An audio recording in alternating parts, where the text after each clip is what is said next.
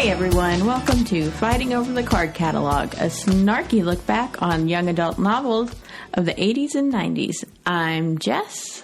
And I'm Steven, and I'm here to make my wife happy. We're taking a journey together to find out how many terrible and hopefully some not so terrible books from my youth I can get my husband to read before he reconsiders this whole marriage. Hello. Hello. This week we read Then Again Maybe I Won't by Judy Blume. It was published in 1971. Ever since his father got rich from his invention and the family moved from Jersey City to a posh community on Long Island, 13-year-old Tony Miglione had had nothing but problems. There was his friend Joel, who Tony knew was a shoplifter, and there was Joel's 16-year-old sister Lisa, who got undressed every night without pulling down her shades. Having a lot of money brought problems too. The new maid exiled Grandma from the kitchen, and Tony's mother was becoming a social climbing phony. On top of all that, there were the growing up problems that all boys must face, and if his parents and friends knew what Tony thought about the whole business, they'd probably flip. Not flip. Yes, flip. We chose this book because this was like the only young adult book you could remember reading. Now, honestly, this is probably one of the first young adult books that I read. Okay. Like, I'm sure it was the first Judy Blume. I don't know. I think I had like a whole series of Judy Blumes and just lucked into this being the first one. And actually, I think it was her first book. Okay. Yeah. If not the first, one of her first. Yeah. But definitely one of her first. Yeah. Because she started writing in 1969. Nice. Nice. But you did a book report on it, right? I did. I actually had read it probably a year to two before. Mm-hmm. And did the book report on it because I knew it was a book I'd already read. Yeah. And I thought that it would be very, what's the word? Controversial. And was it? I would say of all the books that people did reports on, I had the most questions asked about it. Oh, yeah? Yeah. Did you have to stand up there and, like, read it? Oh, yeah. Well, you had to read. Yeah, you had to stand up and read your book report in front of the class. And so did you say things like wet dreams and hard-ons and stuff? Yes. Talked about wet dreams, and I talked about him using his book to cover his erection when he was in front of the class. In class? Well, I don't remember the exact word I used, but probably. What grade were you in? That would have been the 7th grade. Wow. Yeah. Just like Tony. Yeah, so there was a lot of stuff with this one that I related to, when I read it. I was probably around a year younger than him, though in the same grade, because it discusses that in the book that he's a year behind. He was in the 6th grade. Basketball was my passion. Yeah, and that's yeah, I thought you really connected with that. Yeah, so I started playing for the school in the 4th grade. Not at Westwood, because it was too tiny for that. But I had just moved back from having moved 3 different times within a year and a half. Right. So I connected with his anxiety over moving away from his friends and going to a completely new city and school. Okay. I played basketball for 1 year in 5th grade. Yeah. This was at Catholic school. The boys got to start in 4th grade. Oh. Not the girls. Not the girls. What kind of fucked up shit is that? Yeah, so Odessa was a 5A school. Mm. And at the time, that was the largest category. They actually had 2 5As. They had a small 5A and a large 5A, and they were a large 5A. So obviously they did like everything started early. Oh, and they had a tryout for 4th and 5th grade they only had one, I guess that'd be elementary school team. Yeah. It was 4th, 5th, and 6th. And I was the only 4th grader to make the team. Look at you. Were you particularly tall? No. I You're just that good. I just had mad dribbling skills. Ooh. So I definitely read it when I was younger, but I didn't read it over and over again like I did others. Yeah. Like Margaret of Are You There, God? Is me. Margaret was my homegirl. Yeah. Because I could relate more to that. So, yeah. But they're definitely similar books to each other. Yeah, I really like her writing style. Mm-hmm.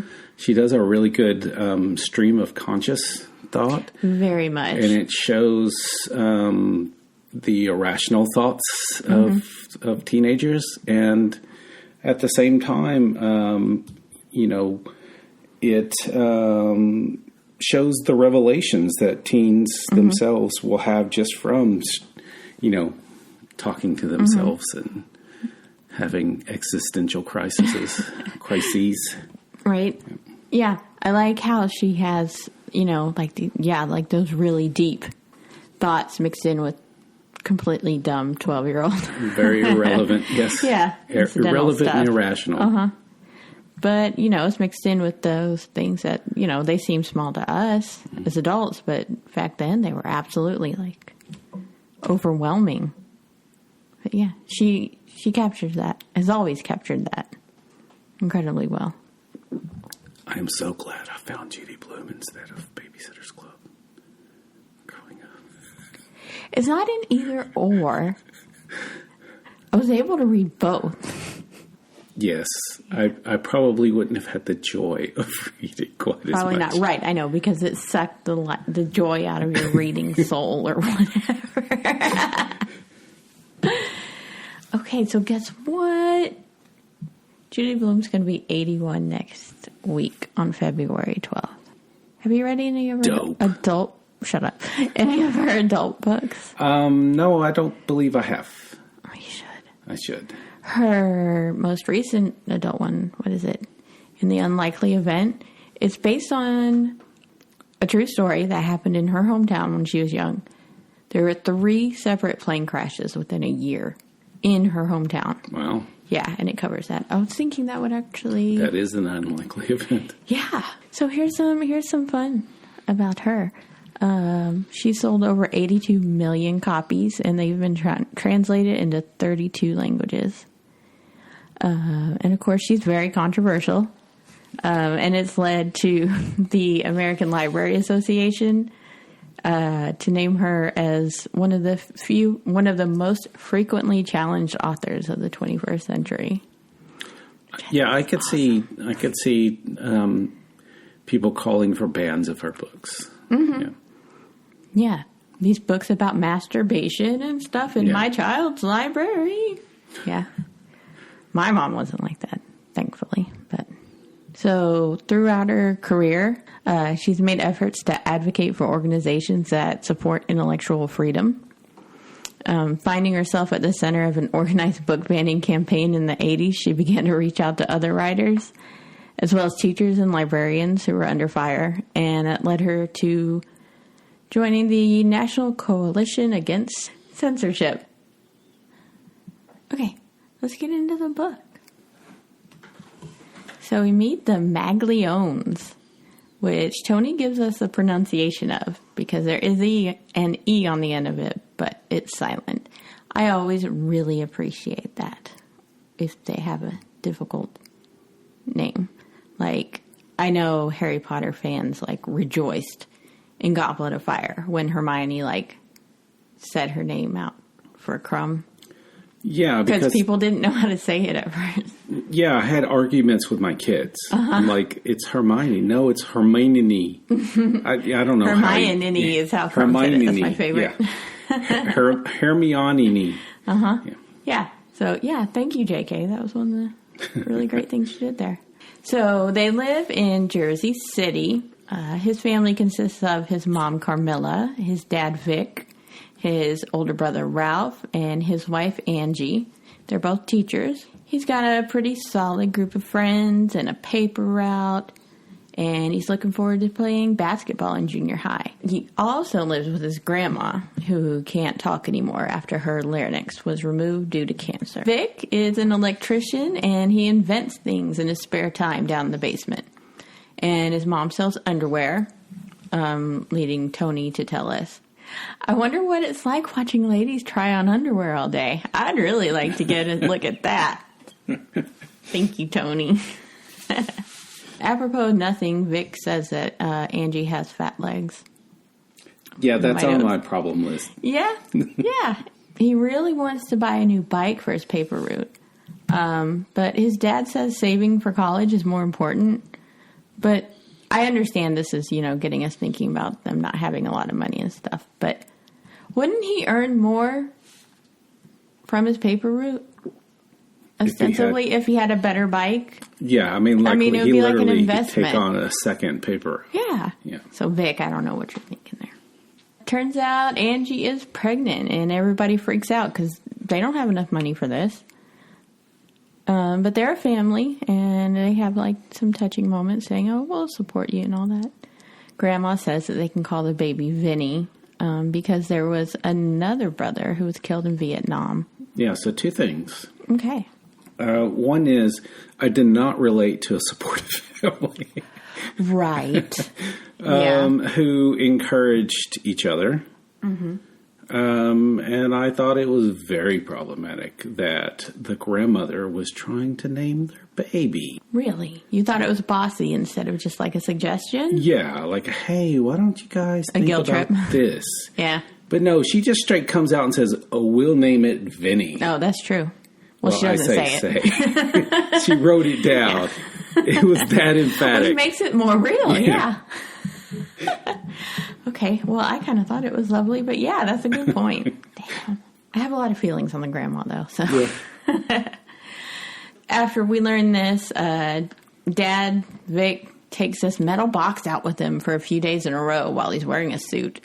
And Tony's totally confused. And as he has a tendency for some dramatic flights of fancy, I guess, he figures this can be three things. Either his dad's a secret agent, in trouble with the mob, or he has cancer. That's the only thing, three things it could be. Yeah. But it turns out that he's taken one of his inventions, electric cartridges, to J.W. Fullerbach Electronics, who have decided to manufacture them. And Vic is going to manage the plant. And this makes them hella rich, apparently. And it also means that they have to move to Long Island. Yeah, they actually said something about renaming the company to put their name into it. Like a partner. Yeah, so that it's a big seems deal. like a lot to go through for only a week or so. Yeah, okay, so that, as an adult, I'm like, that's unrealistic. First of all, you've got to get a patent for something. If you don't get a patent for something and you just go show an electronic, JW could a take big that. electronic company, they're going to be like, hey, thanks for giving us this for free. Right. And they're going to make their own, and they're going to use their lawyers to get a patent. Mm-hmm. Mm-hmm. But it goes well. Yes. And I'm surprised because Fullerbach, he comes off as totally shady to me. Like the way he fixed everything for him, he hooked them up with their new house, their big fancy new house, a new car, a gardener, and it never turns out he did anything wrong, but it's still suspicious. Yeah, it's like he, all of a sudden, Tony's dad is the son. Yeah. That JW always wanted. Yeah, really quick. So, yeah. Yeah. So, I'm going to make you a partner. We're going to rename the business. We're going to start a whole new factory, and you're going to run it. And here's all this shit for your family. And I'm going to hook you up with a house and a car and a gardener. Yeah. I was honestly shocked at the end that nothing came of it. Right. So Tony's friends, they all kind of turn into assholes about him moving. But, I guess they're 13-year-old boys.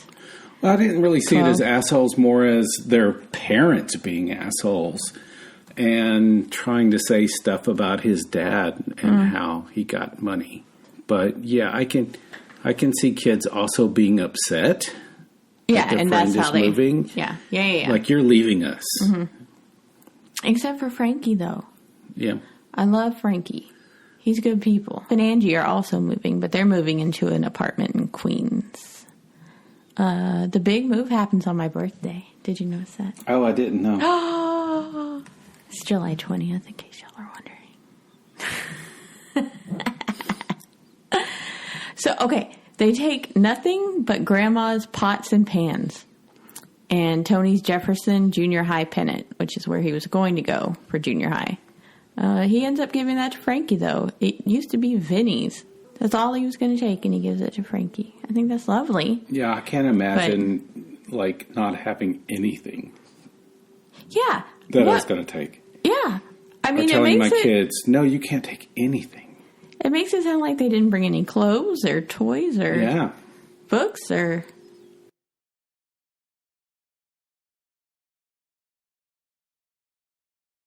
Yeah. Well, I guess they did say that there were 3 trips in the truck and 3 trips in the car or something like that. Oh. So apparently they did take a little. Okay, so maybe those were the only important things that Tony noticed. Okay. So he's really worried about being rich and is afraid it won't last. And I find that super relatable. Yeah. Yeah, because when I was a kid, if things were going well, eventually it would not go so well. Right. Yes. And I'm still afraid of that now. Yeah, so my dad had he used to own a full service gas station. Mm-hmm. And my mom owned her own arts and crafts store. And then my dad sold the gas station, which later became a Blockbuster. Which is no longer. Which then became something else. R.I.P. Blockbuster. And he went into the oil field. Yeah. About 2 years before the oil field went bust in East Texas. So that's why we moved 3 times in a year and a half.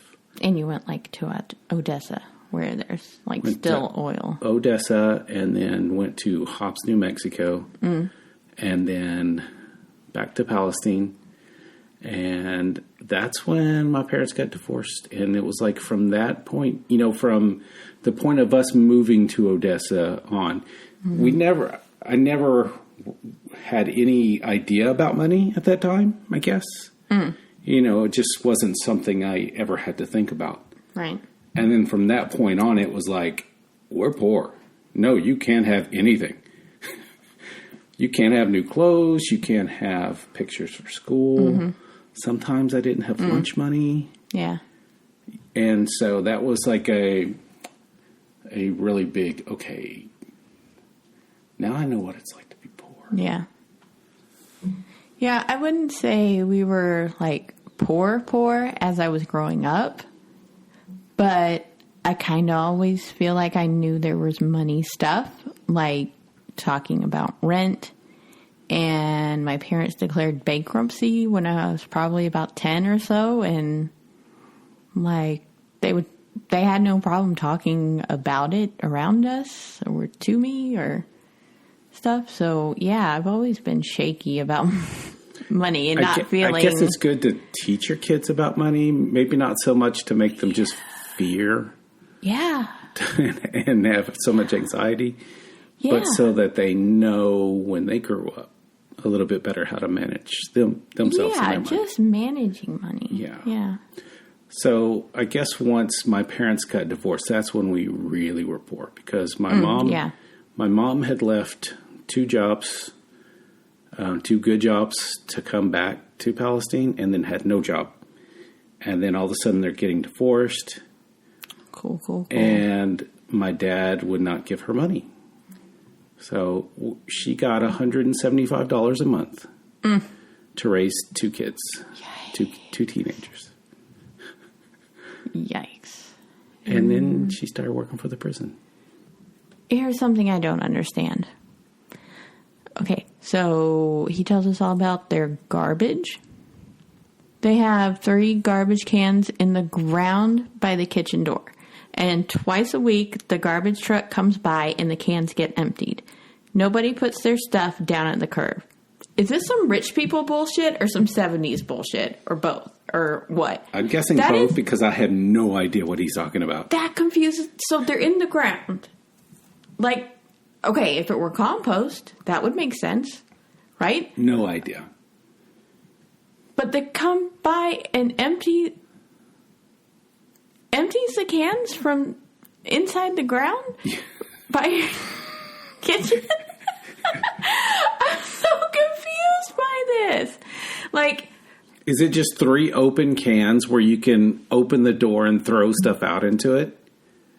Like we put our stuff. You mean like a door from inside and like a chute to it? No. Oh, that would be really good. Open the back door or kitchen door, wherever it is, and just throw your trash there. Yeah, that's what it sounds like.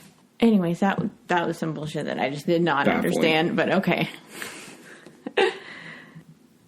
So Grandma gets to continue one of her things, which is great. She gets up every morning to walk to church. And the priest there is the cousin of their old priest in Jersey City. It's like oddly convenient, but it doesn't turn out to be a big plot point. No. It was just kind of like, okay, it's just there. Yeah, like, just right, there. That's lovely. So this is about the beginning of August now. And Tony gets up early every morning with the goal of making some friends in the month before school starts. But there are 0 kids out all around the neighborhood, which seems kind of creepy. He finally meets his neighbor, though, Mrs. Hoover, and learns that everybody goes away to camp all summer long. And she has 2 kids. They'll be back. Did you ever get to go to camp as a kid? I didn't ever do sleepover camp. That would be way too much anxiety. And no. Even though, guess what? In the Babysitters Club, super special number 2, they go to camp, and they did make it seem really enticing. Oh. But I still couldn't do it. So I went to like a YMCA day camp. Yeah.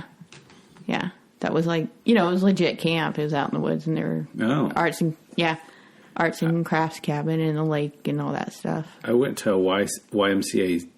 It's like a summer program for kids, whatever. Yeah. And basically, it was just you went and swam or shot basketball. I did that too. My parents worked for Aetna in Connecticut, and they had a deal with the Y, I guess, for like, President's Day or random day or spring break. I did a whole spring break doing exactly that. Yeah. Not out in the woods, but yeah, at the Y, doing crafts and swimming and stuff. Yeah. And then I did a few like church camps where you go for the week. Oh, wait. Yes, I did do that. Oh, yes. Well, just 1 year. Nope. 2 years. One was with my Baptist best friend. Her dad was a preacher, and that was really weird. Why was that weird? Because I was Methodist and went to a Catholic school. And these are Texas Southern Baptists, and they were all about saving your soul and shit. And I didn't know what that was. Yeah, so I was raised Southern Baptist. Yeah. And they talked about how the Methodists were going to hell. Obviously. And then... we like the gays, so... I was dating a Methodist, so I started going to church with her. And it was so fun, right? And I was like, this is exactly the same. There's no difference. I have not heard one sermon. People look the same. It's the same. And then they had... a sermon about how all the other... faiths were going to go to hell, including the Baptists. Protestants, get your shit together. You're all on the same team. God, calm down. So, yeah, I did Baptist camp. And then I think between 8th and 9th grade, I went to summer camp in Minnesota with my youth group there. So I went to my Methodist one. I went to the biggest church in the city, the biggest, which obviously was a Baptist church. Obviously, you're in Texas. But I would do things with them, and luckily they always had scholarships. You could work and do things to help out the church, and you could get a scholarship to go. Nice. So that was nice. Yeah. My Minnesotan one, it was like way up north. Anything above St. Cloud, which is just above the Twin Cities, is called up north to the southern Minnesotans. But that's where all the lakes really are. And this was a big fancy camp. Like they had parasailing and a zip line down into the water. Yeah, and a rock wall, but we didn't get to do that because some girl fell right before our group was going to do it, so we didn't get to do that, but it's all right. I mean, it looked fun, but yeah. I cut my hair, or I had girls in my room cut my hair. And it was all about boys, because we were 13, 14. Yes. Yeah. Yep. Yeah. We find out how much of a snobby bitch Mrs. Huber is. She assumes that since there's always a truck in the Magliano's driveway, that they're having just lots and lots of work done. Tony's like, no, that's just our truck. And when Tony tells his parents, his mom, freaks out. So his dad just goes and buys a new car and gets rid of the truck. Now it's his birthday, and he doesn't expect much, as, they've gotten the new house and 2 new cars and all that. But he does finally get his bike that he always wanted, and he's hella psyched. It's lovely. The boy from next door comes over when he gets back from camp. He comes off as super duper polite to all the Magliones. So something's up with him, right? And because his name is Joel, in my head, he looks like a tiny Joel Maisel from The Marvelous Mrs. Maisel. Because I can just hear it going, Joel. But yeah, it's nice. He came over and introduced himself, and he invites Tony over to go swimming the next day, and he teaches him chess. But Tony is also there to ogle his sister. I said ogle? Ogle. Ogle. To scope out his sister Lisa, who is 16 and swimming, and he's like, yes. He meets their maid named Millicent. That's not really her name. Mrs. Huber is a problematic white lady. Couldn't pronounce Millicent's Spanish name, so she just renamed her. So junior high is cool. He makes some new friends, Marty and Scott. Joel buys an apple and milk every day, but he brings these disgusting sandwiches like onion slices on buttered whole wheat bread. I told you something was wrong with this kid. Okay, so speaking of youth groups, he joins a youth group at his church, where Grandma goes every day. They're going to have a basketball team, so he's fucking excited. It's led by Ted, a sophomore, at the nearby community college. And Corky, this girl from school, is all flirty, but Tony hates skinny girls, so... It's like, damn, Tony? They just don't have any curves. I mean, it's true, but damn, Tony. Damn, Steven. He wants to get a paper route to have some spending money so he can, go to the movies with Marty and stuff. And his mom is absolutely horrified. Under no circumstances will he be having a paper route in this rich-ass neighborhood. So she's like, Vic, we gotta give him an allowance. And they agree on $10 a week, which today is $62.03. Damn. Nice. Did you have an allowance? There were small periods of time where I would have a $5 allowance, something like that. But yeah, that's how much I usually had. Yeah, that would last for 2 weeks, and then it would go away. Aw, I'm sorry. What about you? Yeah, I had $5 Yeah. a week. And I don't really remember having to do much for it. Keep my room clean, which was a struggle then. It wasn't $62 a week, though, no. I'll tell you that. I never did get money for grades either. I know a lot of my friends, starting in middle school, is okay, you get so much for a B and more for an A, every A you get or whatever. Yeah. I never had that, though. I did that with my kids. Mm-hmm. And then, I read a psychology paper that said that's totally bad to do. Nice. Yeah, because then it becomes you're trying to work toward it. So instead of it becomes more like work instead of just something that you have a desire to do. Right. On your own. It takes away the joy of learning. They put it different ways, but yeah, it was very... They went into detail of the experiments they did to come to that conclusion. But yeah, don't do that. Don't do that. Just tell your kids, work hard. Work hard and I'll be proud of you. And I'll be proud of you either way. Otherwise you'll be a disappointment. That's why I don't have kids. No, I would never do that. I had too much stress from getting C's in math. That was like my only bad grade. Really? Yeah, and C was like extremely bad. And that's the only thing I ever got C's in. So that's why I have math anxiety today. So Joel has a stack of paperback books he was working on. What he does is underline certain passages and then paperclip those pages so it's easy to find what he's looking for. So I guess because I'm actually not a 13-year-old boy, I was very confused rereading this. At first I was like, oh, what a good little bookworm. Cool. He's got these paperback books he's working on. Because Tony doesn't explicitly say, hey, these are some dirty paperbacks. No. But that's what he meant. You end up getting it through context clues. Yes, very much so. But at first I was like, oh, cool. I'm like, nope. Is he like getting Harlequin romance novels? That's what it made it seem like, right? Yeah. Okay. I mean, do you, Joel? No shame on that. But, yeah, it was a little okay, but now that we know it's dirty, our gym teacher told us if we start to think about these things, we should keep our mind on sports, and that will help a lot. Also told him about wet dreams, but Tony's still not sure if he's ever going to have one. He does get erections, but sometimes when he reads the paperbacks, but also sometimes for no reason. So he decides to carry a raincoat.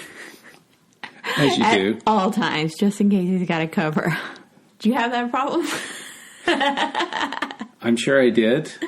Not memorably so? Not memorably so. Okay, well, I think I probably... So nothing embarrassing I probably worried about it more after reading this book than I did before. Yeah.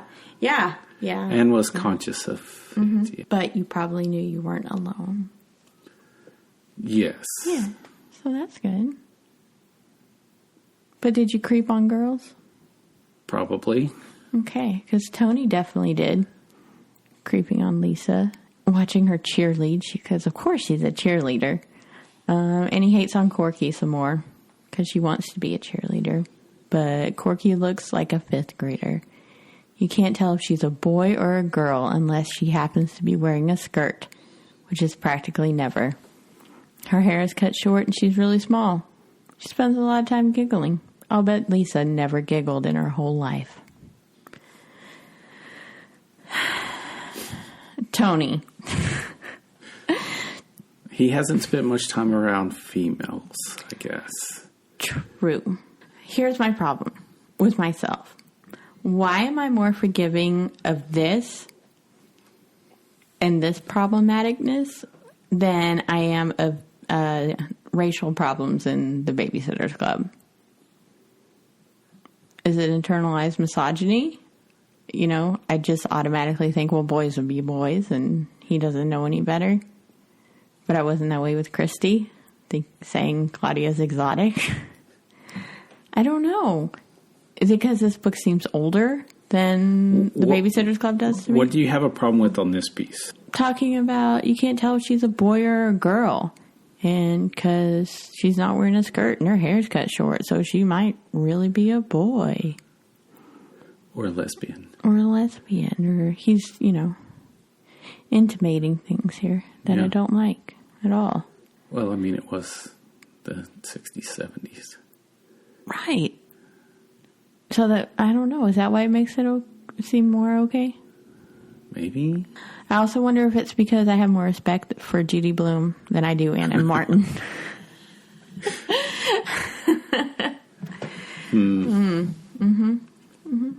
Well, yeah, I've been thinking about that.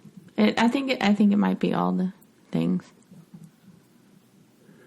I guess, I have to think about that.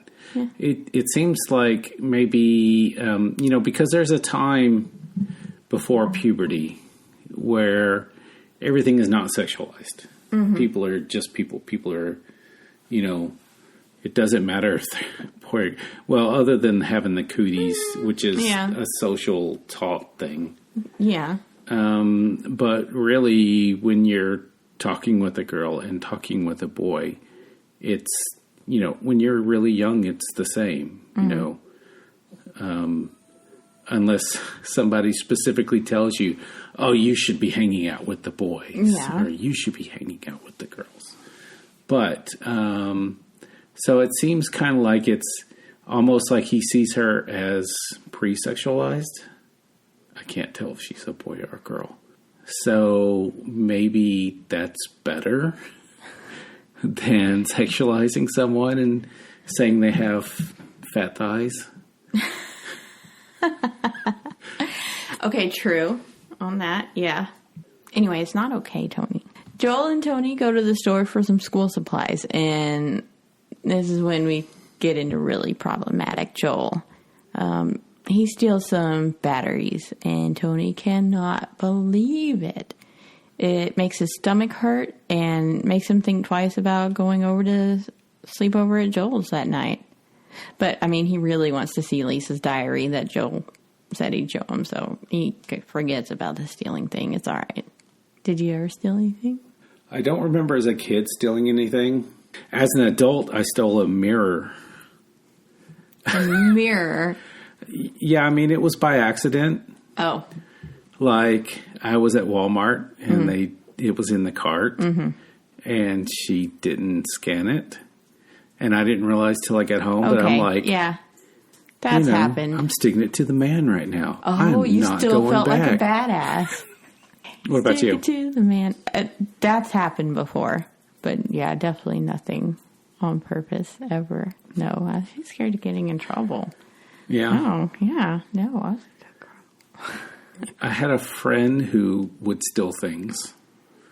And I actually knew somebody in high school. She stole a water gun, and she had something like $30 in her pocket when she did it.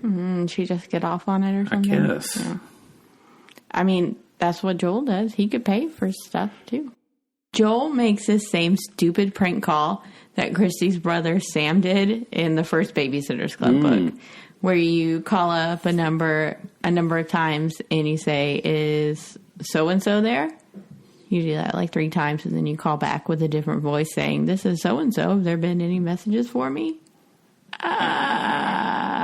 Tony hates it. Yeah.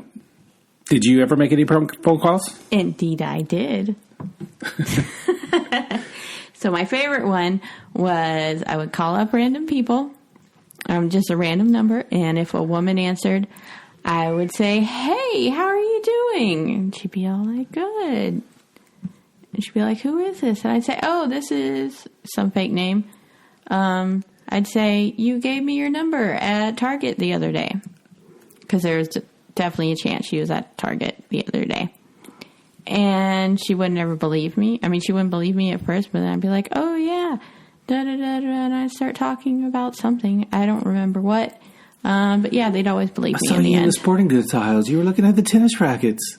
Yeah, I never got that specific. But, yeah, I don't remember all the details. But I was very good at it. And it was very good improv that I could not do today. How about you?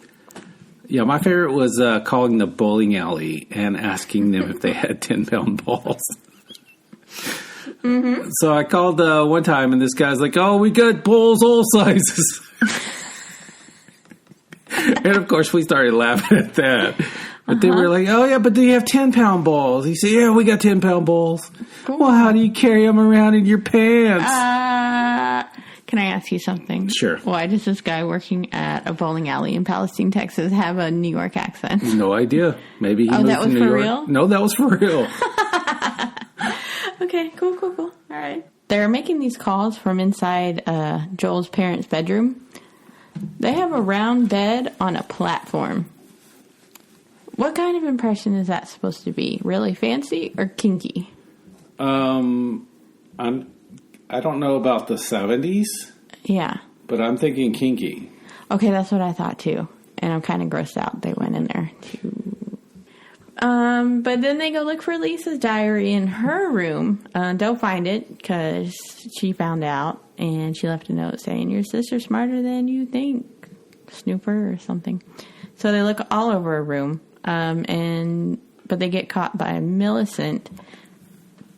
But they're fine because Joel blackmails her because she tried on Mrs. Hooper's clothes, and Joel found her, and now he blackmails her like a little shit.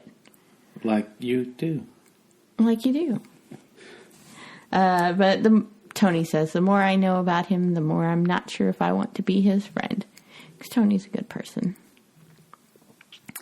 Angie has a little girl, and Vic is disappointed because of the girl.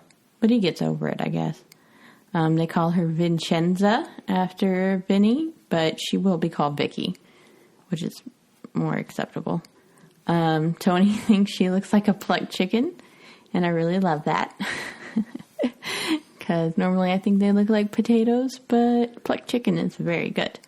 And here we have my favorite use of the title of the book.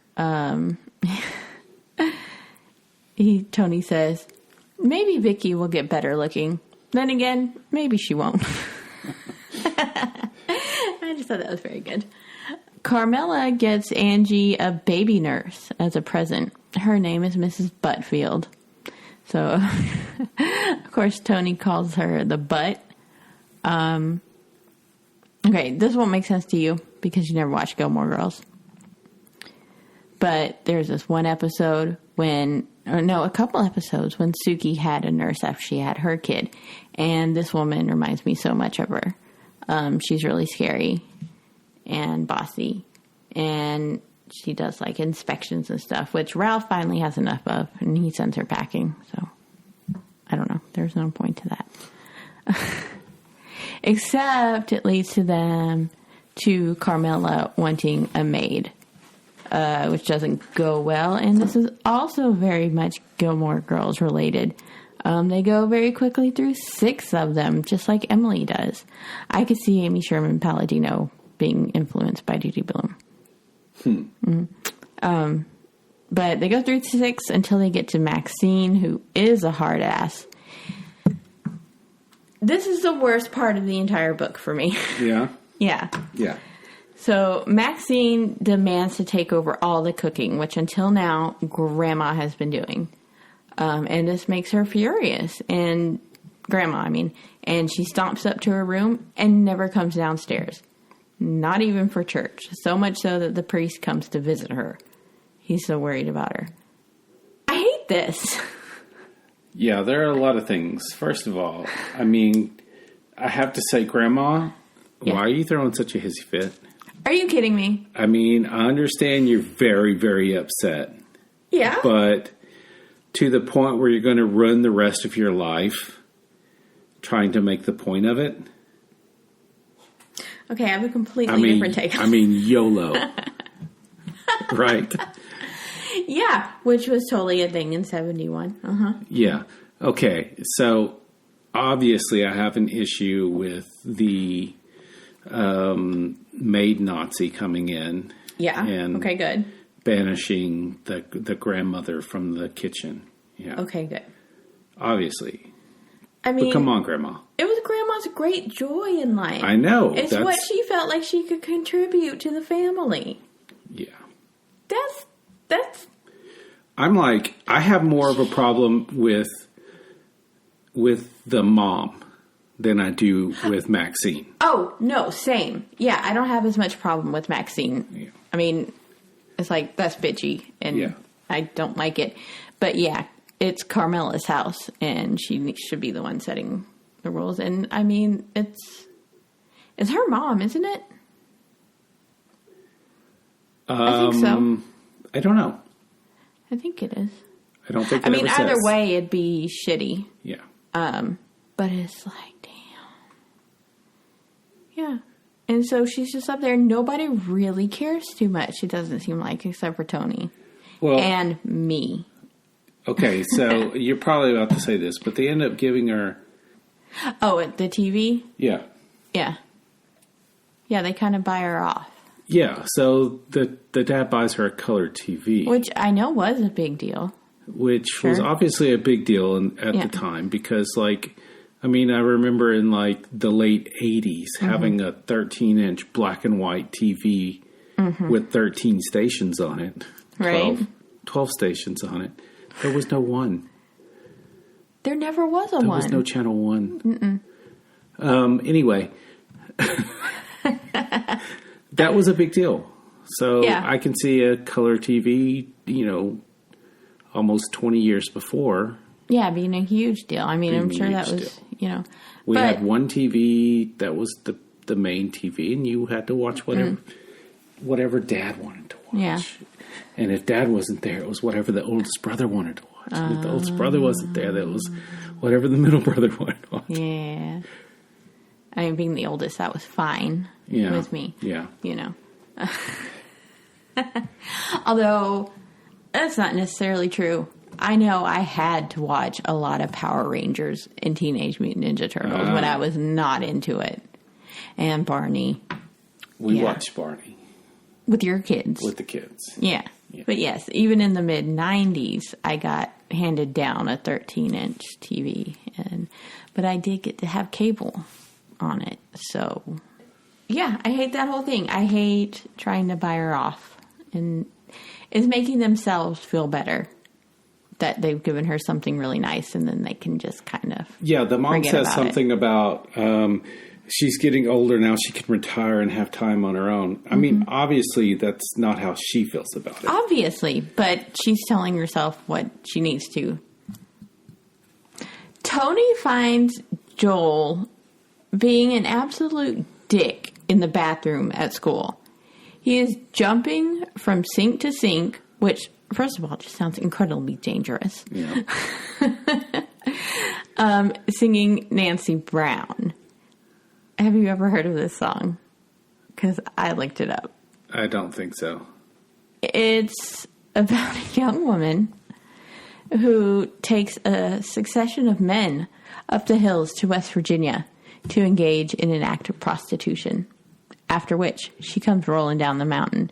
Because, oh yes, it is to the tune of She'll Be Coming Down the Mountain. Or what is it? She'll be coming around the mountain. Around the mountain. It's to that tune. So I have the lyrics here, and I'll put it in the show notes. Then Joel, he steals an apple at lunch and keeps doing it every day. He still buys the milk, but steals the apple. And it gives Tony stomach pains again at lunch, and then that night at home, too. His stomach pains get better once he realizes he can creep on Lisa undressing in her room from his window. I forgot about my pain and concentrated on my window. Fucking creeper, Tony. Come on. Creeper Tony. I'm a people watcher, so as a kid, I loved this part. It fascinated me. Okay, just that he was watching somebody go about their business, or that he was watching a hot girl get naked? I'm sure a hot girl get naked. Okay. Yeah. As someone with amorphic body disorder that started from a very young age, it probably was intriguing. It was probably intriguing that he could look at someone without them looking at him. Okay. Which, obviously, as I've gotten older... I mean, that leads into a whole other thing, like watching Porky's. You know, there's that whole scene. Oh, jeez. Where the guys, like, are watching their girls take a shower at school. Yeah. You know, as high school. And now you get arrested for it.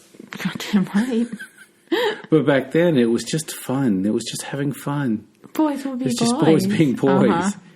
And obviously, that's how they portrayed it and how I saw it at the time. Yeah. So, I mean, you know, that's something that over time you have to... It's like that... it's like the Facebook post I put up, I guess, yesterday. that you are not responsible for the programming you received as a child. It's up to you. But you as an adult, you are 100% in charge of changing it. I like that a lot. But did you ever do that? Did you ever creep on girls like that? I mean, I creeped on girls, like watching, going to the mall and sitting there and girls walking by, stuff like that. Yeah. But you didn't go, like, peep in a changing room at the mall or something, right? No. Right? No, I don't think there was ever an opportunity for something like that. Oh. Now, would I say that I wouldn't have done it? I can't say that I wouldn't have at the time. Fair enough. Yeah.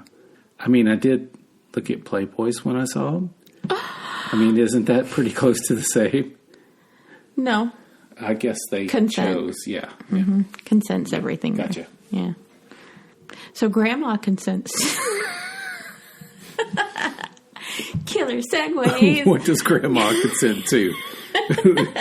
And here's where it turns rated R. Grandma consents to coming out of her room on Veterans Day to go visit Vinny's grave. The entire family does. And Tony does some real serious thinking there, wondering if Vinny's, watching them or seeing the baby and stuff. And that's all just really good and nice. My problem with this bit was on the way there. I know it was the 70s. It was a lawless time. But the whole family was in the car just passing the baby around. Yeah.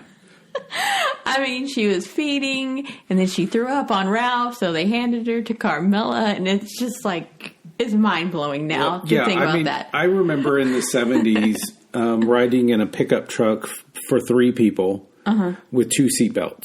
Oh, yeah. And there were 5 of us. Mm-hmm. Yeah, in the cab. It was a lawless time.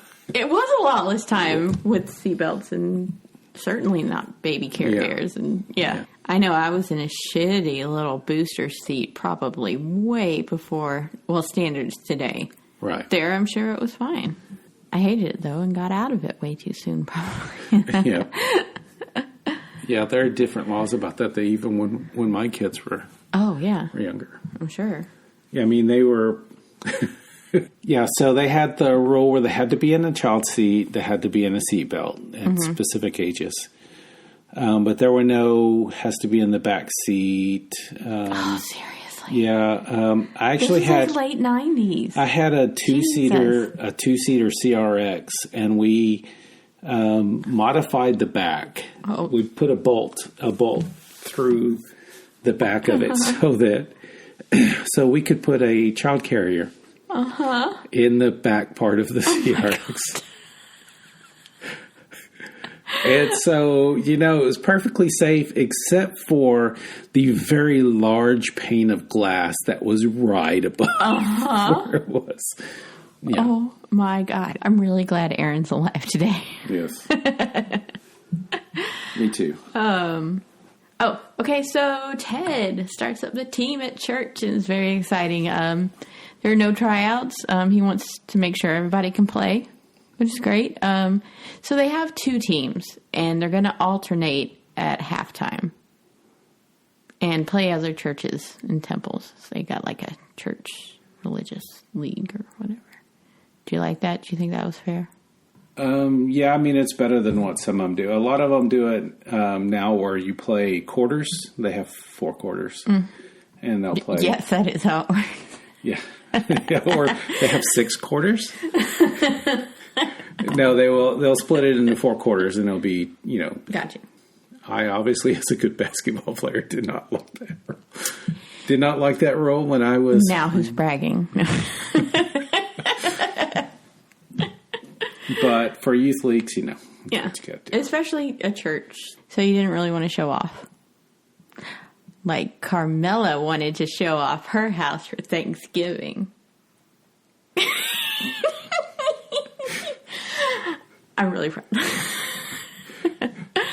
Okay, but Grandma still didn't come out for Thanksgiving, even though the whole freaking family's there.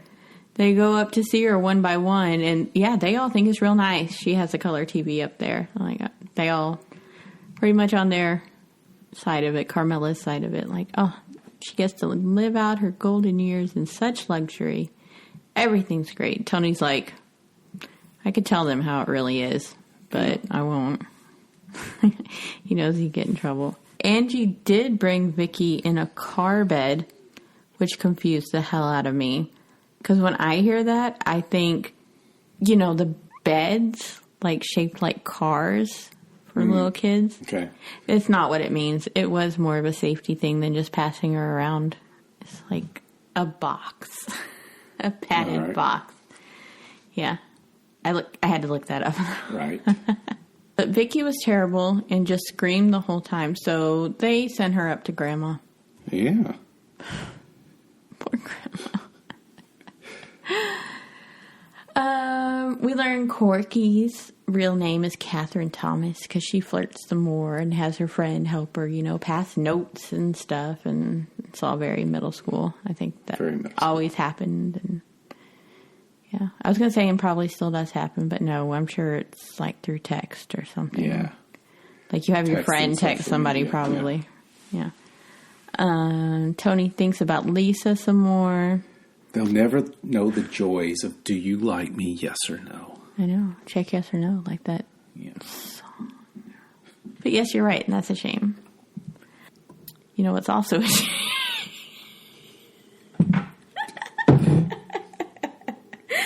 Math may also make Tony hard and horny because he gets an erection one day during math class up at the board. So he's standing in front of everyone. And he just all of a sudden gets an erection. But fortunately he has his math book, so you can just stick that in front, and that's really great. And he decides that's way better than a raincoat. Let's make sure you got a book with you. Yeah, because, at least that looks natural in school, So Joel tries to get Tony to do some prank calls, and he does the first bits of it, but he can't do the end because he gets stomach pains. He can't call. Yeah, because the guy's getting really angry at him. Yeah. Yeah, I can see that. Yeah. But it's really bad stomach pain. So Carmela takes him to a doctor, and he diagnoses him with nervous stomach, which is really basically anxiety, I think, right? Yeah. Yeah. And he gets some pills to take every day for a while and then as needed. But the doctor just asked Tony about girls out of nowhere. It's the only thing that could be anxiety-inducing for a 13-year-old boy. That's how I took it. Maybe he's just trying to live vicariously through his young patients. Or that. It is a shame he didn't tell him about Lisa. Yeah. Gross. But speaking of Lisa, they asked Tony for his Christmas list, and he can't think of anything until he realizes if he had binoculars, he could see Lisa so much better. So that's the only thing he puts on his list. Smart, Tony. My dog. Well, at least he's ready with an excuse. He's like, yeah, I'm really into bird watching now that we live out in the country, even though he admits it's like a suburb and not really country, but there's trees and stuff. Until he has a wet dream and he freaks out the entire next day. I kind of like that though. That, he was freaking out the entire day at school, afraid everybody would be waiting for him when he got home to show how disappointed they are in him. And, yeah, I definitely freaked out about stuff and had it complete. But I have anxiety, too, Tony, so, that makes sense. But, yeah. Maxine changed the sheets while he was at school, though, and he's like, oh, shit, I can't ever look at her.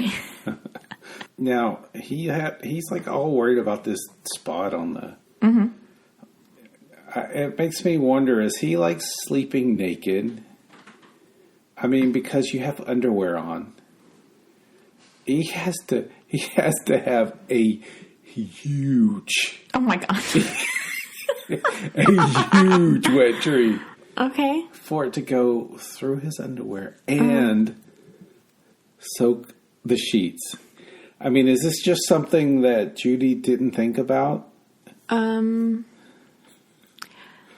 feel like I know from a Ramona book that it was like obvious. It was about new pajama pants. It's a very good chapter. But she's like, obviously, I don't wear underwear with them. So I could see not that, but then still it would have to go through pajamas. However, I do not know the approximate measurement of... the approximate volume. Yeah. of your nocturnal emissions. So, yeah, I didn't even think about that. So, okay. I just went with it. I was like, oh, that sucks. But okay. I have to value your knowledge and experience. So I have had nocturnal emissions. Sure. And usually it's just like, okay, you're having a dream and some dribbles. But I don't remember having every one where I just completely shut a load. Okay, good to know.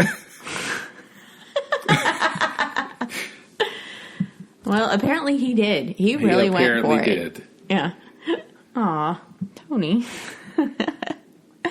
So, okay, I can't tell if it does have anything to do with it. But Carmela sends Vic in one night, a few nights later, to give him the talk. I really love how Vic goes about it. He just really he just asked Tony if he knows anything about girls. And he's all like... anything? He doesn't even say about what. He just says, do you know anything? But he gets what he means, and he's all like, yeah, totes. Big Joe told me all about it back in 3rd grade. Big Joe being his friend from Jersey City. Yeah. So Big Joe also being in 3rd grade shared his knowledge, and Tony's like, yeah, I'm good. I know all the things. And so Vic's like, cool. Let me know if you have any more questions, which is good. At least he leaves that open, but he does give him a basic facts about sex book later, and which is great. Good job, Vic. But there is a whole chapter on wet dreams and masturbation, and it freaks Tony out so much that he has to take an anxiety pill. Do you get the talk? No, definitely not. No, there was... Did you have sex ed? I mean, we had like a basic thing in junior high. Mm-hmm. Taught by a football coach. Oh my God, it's like you're on an 80s sitcom. The health science, health teacher. Yeah. The first time I had a nocturnal emission, I had any kind of emission, I was scared. Oh, I bet. I didn't know what was happening to me. Oh, no. And then I went to try to pee, and it was burning, and I really thought something was wrong with me. I was so scared. And, I had a single mom, but I wasn't going to say something about that to her. And unless it got worse, like later, like, right. Okay, if it keeps on, if it keeps hurting for a day or two, then I'll say something. Yeah. Then it's a problem. Yeah. Aww. Yeah, I was clueless. Aw, that's so sad. It is sad. Which is good in a way, because then I didn't make my kids be clueless. No. I mean, I talked to You're great with your kids about it, I talked to my kids about sex when they were like 2 and 3, because they asked me about how babies were made. And I'm like, well, here's what. There's, here's the parts and here's what happens. And they were like, oh, okay. Mm-hmm. That's all you got to do. Yeah. It makes it not dirty, and it makes it not taboo. And I the very first time we had anything was in Catholic school, and it was like the boys go, this sounds terrible, the boys go somewhere with the priest. While our female teacher told us, I don't even remember what it was. I just remember that happening. But I'm sure it was like 5th grade. So it was just very, periods and stuff. I don't think it was so much sex. Yeah. So I guess the boys maybe got some wet dream stuff. I have no idea. We certainly didn't talk about it. Pretty much all of our sex stuff that's just something you don't do until you're married. Right. So no need to talk about it. Yeah. But then I did have health class in 7th grade. Yeah. And there was a big, chapter, unit, whatever, on sex stuff. But that was in Minnesota. And so it was more open-minded than Texas. And yeah. My health thing was in, it was probably sophomore year of high school. And I think his whole thing was probably, you should know this by now, so we're just going to... Let's just fill in the gaps you may have. Is anybody having questions? And you're sitting in a class with 30 other people. Nobody's going to ask a question. Looking around. Okay, well, let's go. Let's go on. Okay, I have no segue into Christmas from there. Hey, sex education. Of presents. Sex education is a gift you give to your children. Just like... No, because it's not even Christmas yet. I'm sorry. They go buck wild on Christmas decorations, though. Grandma locks herself in the bathroom instead of going down to look at the tree.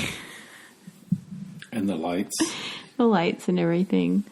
Yeah. Oh, this is when Tony tries to talk to his mom about Grandma. Because he's the only one worried. And he's like, hey, why don't you let her cook again? And Carmela's like... What sort of impression would that have on the neighbors, having my mother cook? Ugh. And she gets mad, on Maxine's behalf. Because Tony's like, well, Grandma's a better cook. And she gets all mad for Maxine, and it's terrible. Tony has a very stressful shopping trip with Joel, but Joel doesn't steal anything, but Tony's, on him the whole time. He gets to help pick out a sweater for Lisa, and that's gross. The Magliones get a grand piano the day before Christmas. She described it as like a skin tight or something like that. Yeah, skin tight. Which, of course, it was. So Tony's going to have lessons on the grand piano they get the day before Christmas. And on Christmas, he gets 2 cashmere sweaters, a set of encyclopedias, and his binoculars. They all go up to Grandma's room to give her presents. And Vic and Carmela give her slippers and a robe. And Ralph and Angie give her slippers and a robe. But Tony gives her a silver toothbrush for the woman who has everything section. And she really likes that one. She smiles at it. And I'm really glad she has some joy. Although it bothers me to think about a silver toothbrush in my mouth. That seems hard and weird. That was dirty. I'm sorry. But guess what? The binoculars work great. Speaking of dirty, it's really gross. He's like, I can see her smile up close and everything. And he thinks he might be in love with Lisa. Mrs. Hoover starts calling Carmela Carol, renaming her like she did Millicent. But Carmela doesn't mind, even though Tony gets mad, and Vic says that a name doesn't matter. I'm a little iffy on how I feel about this, because I lost it. It's her name, and you should respect that. But I don't like a name doesn't matter bit, because it does, especially, it's kind of like a form of bullying, right? To somebody, and then just it's your neighbor. You're going to be talking to them, and it's not that she just doesn't know her name. It's that I'm going to name you what I want to name you. Right. That seems like a problem.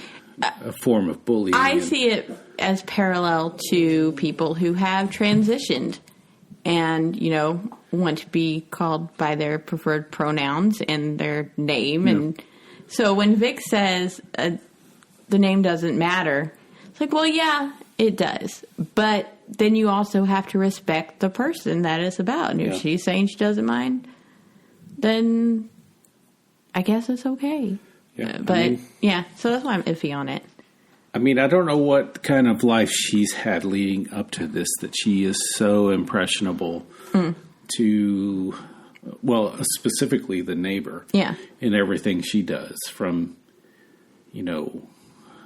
the truck and everything. Yeah, basically and not everything. letting her mom cook and yeah. So the piano lessons suck. He tries it for a few weeks and then he complains about it. And his parents say they won't force him, which is great. But man, they give him a guilt trip. They're all, I just wish you'd remember that we only want to give you every opportunity we couldn't give your brothers. Which is nice, but it's like a little guilt trippy, right?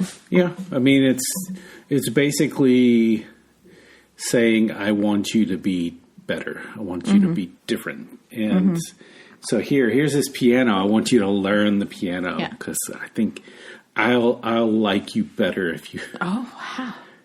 If you That's right. can play the piano. Basketball's been kicking ass. They've only lost one game up to the final one, and that final one's a biggie. I think they're playing the Methodists, who have also only lost one game. Ted's so excited he's bringing some girl he likes a lot. Tony gets to play the first half, and then he's like, oh man, I'm so mad I can't play the second. But Marty, who is playing in the second half, gets hurt. So Tony goes in for him.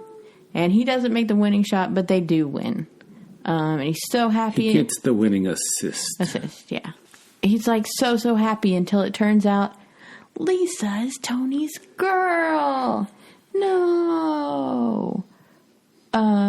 And he dreams about the things Ted and Lisa might do together, which, okay.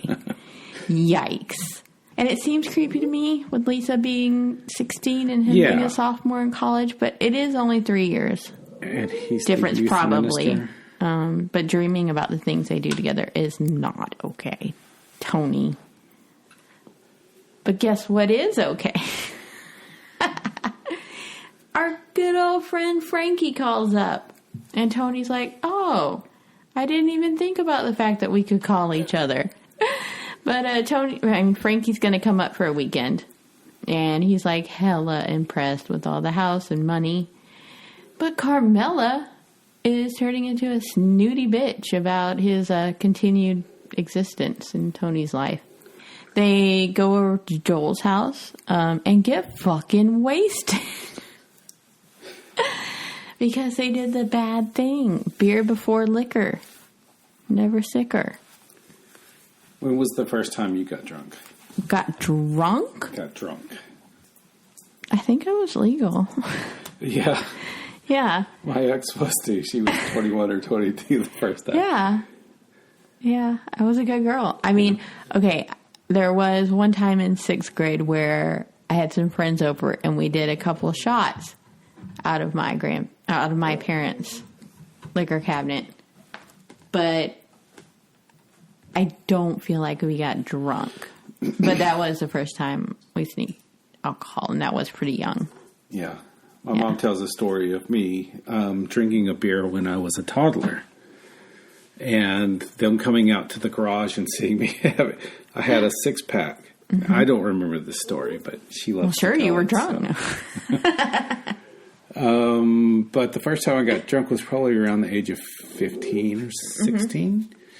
Mm-hmm. I had some friends that worked at Harris Grocery Store in Palestine. Mm-hmm. And they would take a case of beer out to the dumpster and put it in the dumpster when they were taking the trash out. Nice. And then they would go pick it up after work. Nice. Yeah. Nice. That's a pretty good gig. They ever get caught? No. I thought they were funny. They shouldn't have been drinking, but they were pretty funny. They think getting sick in the bushes is a great idea because it's like fertilizer. I like it. And somehow they don't get caught. Yeah. I am shocked by that because they were fucked up. Carmela just thinks that Frankie and Tony look a little bit sick when Frankie's leaving, but she has no idea. So great job, boys. Vic takes Tony to have lunch with his boss, the shady J.W. Fullerbach. It's pretty much a pointless scene until we find out that Ralph is going to be joining the company. And Tony is pissed that his brother's giving up on teaching. He's all like, he's not even scientific. He calls him a sellout. Not to his face, though. Yeah, to me, it was kind of like they were setting the scene as if he wants to meet him because maybe in the future he's recruiting him. Yeah, like Okay. like I want to get to know him now because maybe in the future he'll become part of the company too. Yeah. Okay, that makes sense. Yeah. He ends up avoiding Ralph for an entire month and has those damn anxiety stomach pains when he finally does see him. Yeah. To go a little backstory. So Ralph was a teacher, and he was calling him a marvel. What was it? Oh, I forget. But yeah, it's like super teacher. The marvel of 7th grade or something like that. That he was a teacher, and he was hoping he didn't get his brother, but at the same time was basically saying how proud he was of his brother for being a teacher. And then he feels like now this is going to be like selling out, I guess. Yeah. And once he finally sees him and has to talk to him, afterward he goes up to Grandma's room and cried in her lap, and that's all just very good and sweet. And this is the second worst bit, I think. So Tony and Joel and Marty and Scott, they always go to this sweet shop place and sit in Bernice's section, and she hates them because they're messy and little fucking assholes. They always put her tip. I mean, at least they do tip her, I guess, but they put it in the bottom of milkshake glasses. And the day they put in 40 freaking pennies just breaks her. She rightfully yells at them and guilt trips them and she asks them do you realize that $40 buys her a loaf of bread? And it's a good scene. Yeah. Tony. So she's like, it's really, basically it's like, it's really shitty that you do that, but I am going to get those pennies out. Yeah, because I need them. Yeah. And Tony at least does genuinely feel bad about it and says he thinks about it for a long time. I'm sure Joel does not. But then the dumbass, he goes shopping with Joel again and he steals 2 pens. He wants to punch Joel in the face at this point, but instead he doubles over in pain outside and ends up in the freaking hospital. He ends up seeing 3 doctors, including a psychiatrist, and Carmela freaks out about it, worrying, oh no, he's crazy. But you know what? Vic is really awesome. He's like, he's just here to try and help him and figure out what's wrong with him. Carmela, calm the fuck down. He doesn't say that, obviously, but it was good for him. Hey everybody, mental health awareness is cool, and depression lies. Don't be afraid to do what you need to do. So he's there for 10 days and gets 11 pairs of pajamas. So is that a deal? I don't know. Is that like a regional thing where somebody goes into the hospital and you get them some pajamas? I mean, I guess it makes sense because you're in bed the whole time. I know. But how many pairs of pajamas do you need? I don't know. I know for ladies, back then it was a big deal to get a bed jacket, and I didn't know what that was. He also gets a letter from Corky that he doesn't tear up. He's like, I might want to read it some other time. Lisa, good old Lisa, brings him a paperback book from Joel. She totally knows it's a dirty thing. He can't come in because he's under 14. Tony sits there imagining professing his love for her so hard that he falls asleep. And she's gone when he wakes up. Anyways, this whole 10 days is for nothing, pretty much. They can't find anything wrong. So they turn him over to the psychiatrist, Dr. Fogel. He goes to see him. He basically word vomits the entire hour. And, yeah, it sounds like a good thing. Yeah. His mom asks how it went. And he's like, yeah, Dr. Vogel said it went well. And she's all, good, it's expensive. Another great guilt trip, Carol. Yeah. Vicky gets better looking, as babies tend to do. Carmela has Tony take her out for a walk around the neighborhood one afternoon, which gets Lisa's attention. She wants to walk around with them. Except Lisa keeps wanting to get away from Tony and take the baby alone, and she sounds like a fucking kidnapper. But Tony's like, no, he was really good. But obviously it's because, he wants to walk with Lisa. But he also doesn't let her kidnap his niece. Yeah, I mean, it gets to the point where he has to, almost yell at her. Yeah. No, you can't take my niece. She's, really insistent, and it's really weird, Lisa.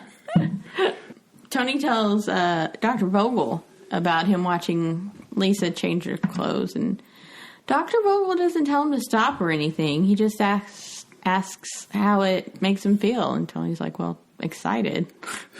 Obviously. Is it weird that he didn't tell him to stop? Or suggest? I think probably at that time, probably not. Okay. Now they have these rules where if somebody is committing a crime, they're supposed to be turned in for it. But which I know many doctors would do for that. Yeah. The 13-year-old boy, but to say something like, that's illegal, right? Yeah. It's probably not the best idea. Yeah. And I mean, I don't know the legalities of a teenager watching another teenager who is undressing in front of her own, window with it being open. Well, because they're both white, I would assume, he'd get off with a warning. Right. Now, if he was hiding in the bushes, staring through the blinds.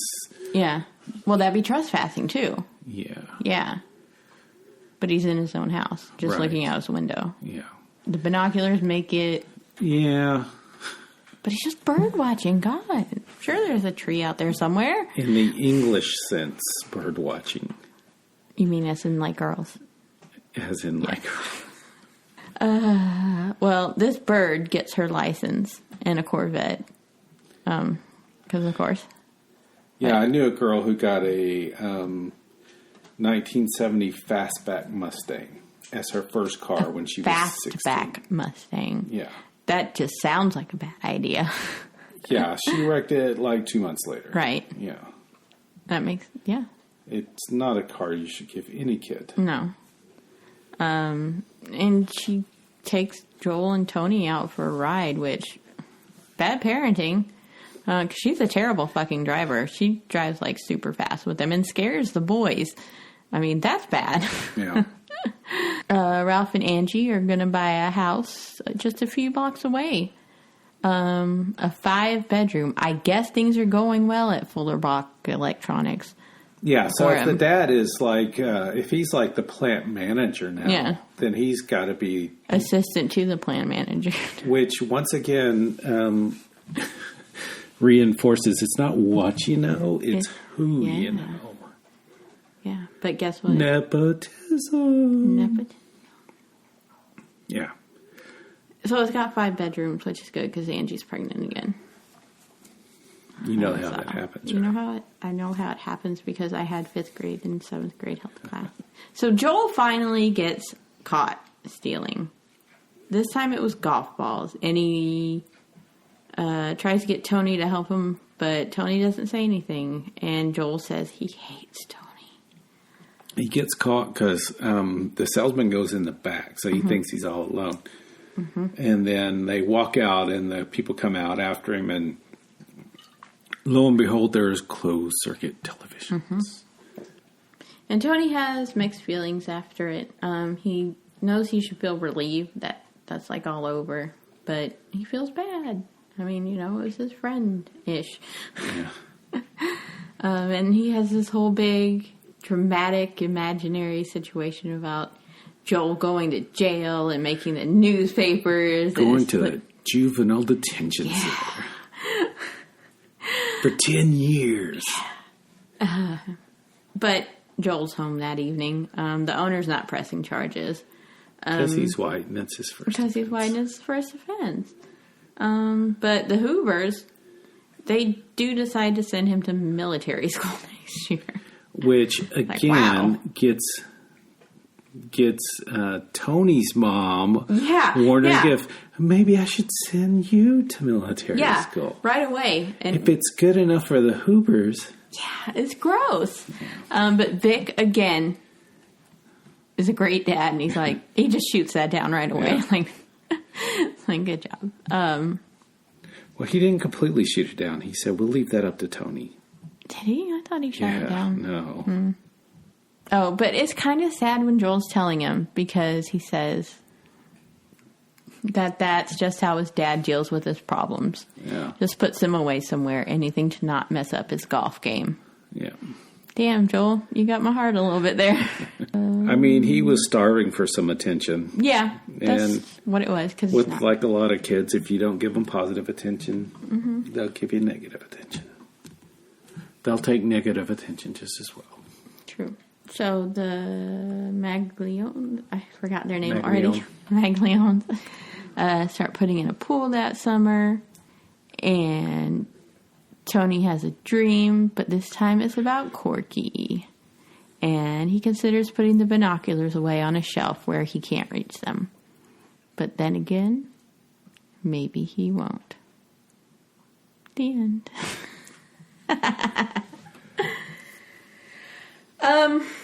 Grandma was never resolved. No. Did she stay up in that fucking bedroom forever? She had to have died the next year because, you know, being that depressed and just staying in your bed all the time.